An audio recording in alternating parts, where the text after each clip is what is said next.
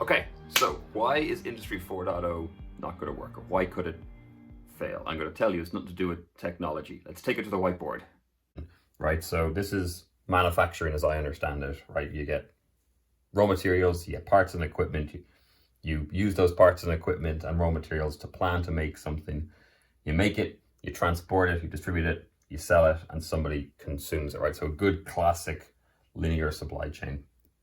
Most of the Industry 4.0 thinking, which isn't in itself wrong, is that, hey, if we modernize how we manufacture, let's just focus on make for a second, and we move from older technology to newer technology, this idea that, hey, if we move from a stacked approach to a circle in terms of how we move data around, suddenly we're going to transform our whole supply chain and revolutionize manufacturing. This in itself is not a bad thing. I mean, moving to easier to use, easier to adopt tech is great. It needs to be married to lean principles, process changes, so that you can really make the make pillar work really well. The problem is that the big expectation we're all setting ourselves is that if we do this, and we modernize all this technology, we're going to suddenly all become the Teslas of the world. The issue is that relies on a joined up sharing of data across the supply chain and across the manufacturing ecosystem.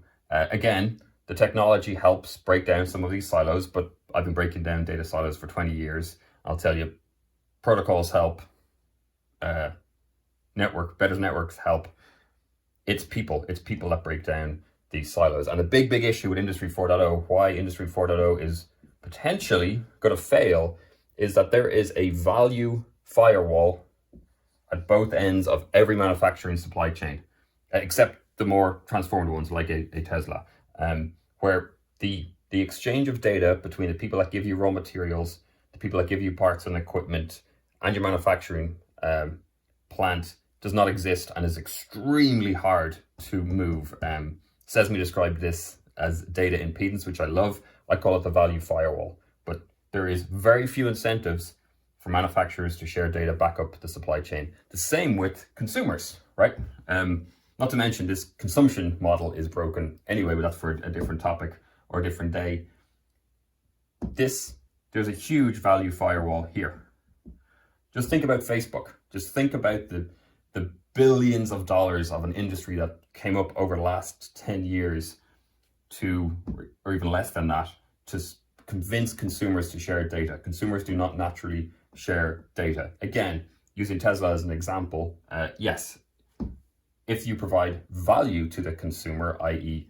your car will get smarter the more data you share, we might share data, but this is not a natural occurrence. And if we're going to move to Industry 4.0, right, this openness, the industrial internet, right, internet meaning to me connectivity and openness and availability of data, we've got to start knocking down these value firewalls. So for me, the biggest reason Industry 4.0 is going to fail is that we're not addressing the business models that exist here and here. So if I sell parts and equipment to a manufacturer, do we have a mutually beneficial business model that will incentivize data sharing? I'm thinking like servitization, right? Outcome as a service.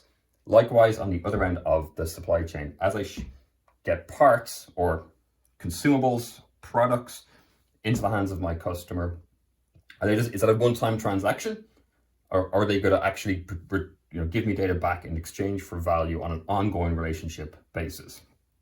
And the huge risk, I will tell you, if we don't think like this, if we don't start focusing on the business model here and here and changing how manufacturers communicate and exchange value up and down the supply chain, this is how startups think. This is how the disruptors think. They think in terms of platforms. They think in terms of value exchange. They look at manufacturing and they think about that like an ecosystem of value exchange.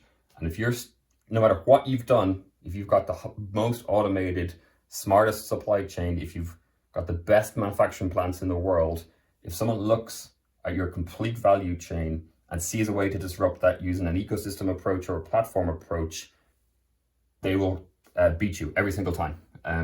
That's one of the huge reasons Tesla is doing so well, is they think about this from a platform perspective, and the manufacturing part's critical. It allows them to do that. But interestingly, I mean, some might argue you've even got the brand, the way people consume the Tesla brand actually gives you a huge amount of brand capital in the manufacturing space. So you've got the headroom to make mistakes and actually adopt a lot of lean principles, right? Elon Musk famously sleeps on the shop floor to address problems as they come up. So yeah, that's my big reason. What we need to focus for Industry 4.0. This is really, really critical. Getting the tech right is great, but you've got to start playing with the business models. If we don't do that, this linear transaction-based supply chain will become dated very, very quickly, and the revolutionary part of Industry 4.0 will never happen.